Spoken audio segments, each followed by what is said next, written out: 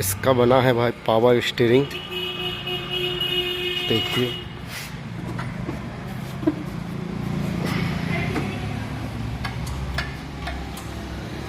नाम दो ट्रैक्टर।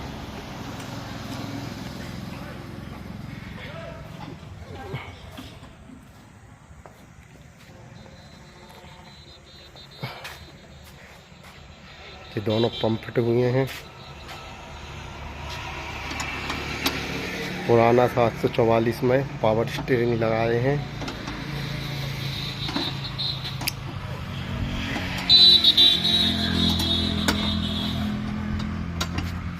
अपनी शॉप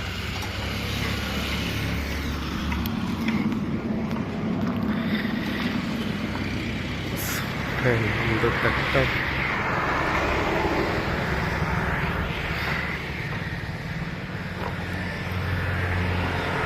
ये पावर स्टीयरिंग बनना है इसका।